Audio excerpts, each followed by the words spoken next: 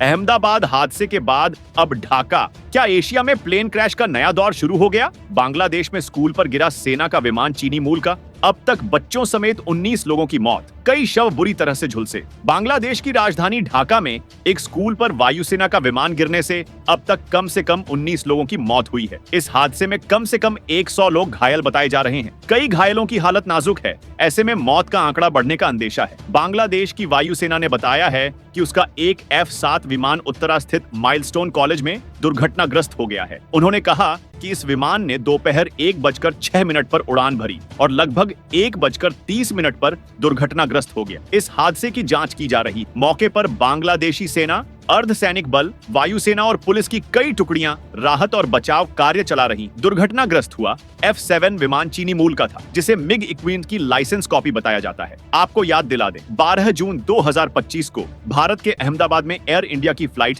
AI-171 भी हादसे का शिकार हुई थी। उसमें भी 250 से ज्यादा लोगों की मौत हुई थी। और आज ठीक 1 महीने बाद बांग्लादेश में एक और बड़ा प्लेन क्रैश। फर्क बस इतना कि इस बार टारगेट बना एक स्कूल। क्या ये सिर्फ हादसे हैं या फिर घटिया एविएशन टेक्नोलॉजी और लापरवाही का नतीजा? बांग्लादेश के स्वास्थ्य एवं परिवार कल्याण मंत्रालय के मुख्य सलाहकार के विशेष सहायक प्रोफेसर मोहम्मद सईदुर रहमान ने बताया कि माइलस्टोन कॉलेज परिसर में वायुसेना का एक विमान दुर्घटनाग्रस्त हो गया, जिसमें कम से कम 19 लोगों की मौत हो गई। बांग्लादेश बॉर्डर गार्ड BGB मुख्यालय के अनुसार कानून प्रवर्तन और बचाव कार्यों में सहायता के लिए उत्तरा में बांग्लादेश बॉर्डर गार्ड BGB की 3 टुकड़ियां तैनात की गई हैं। उत्तरा स्थित माइलस्टोन स्कूल एवं कॉलेज परिसर में आज बांग्लादेश वायुसेना के प्रशिक्षण विमान के दुर्घटनाग्रस्त होने के बाद राष्ट्रीय बर्न एवं प्लास्टिक सर्जरी संस्थान में एक आपातकालीन हेल्पलाइन शुरू की गई है। अधिकारियों ने बताया कि हेल्पलाइन नंबर 01949 043697 है। ढाका के उत्तरा स्थित माइलस्टोन कॉलेज में वायुसेना के विमान के दुर्घटनाग्रस्त होने के बाद सरकार ने एक दिन का राजकीय शोक घोषित किया है। यह शोक दिवस कल मंगलवार मनाया जाएगा। इसके बाद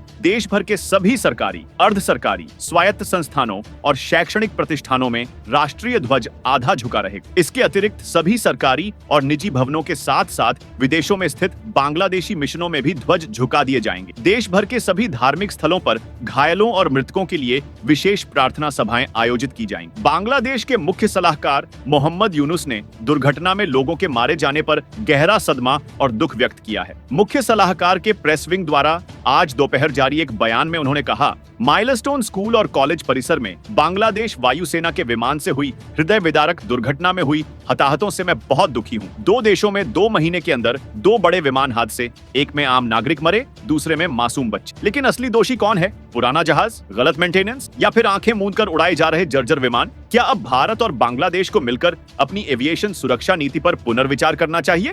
Subscribe now and press the bell icon. Never miss an update.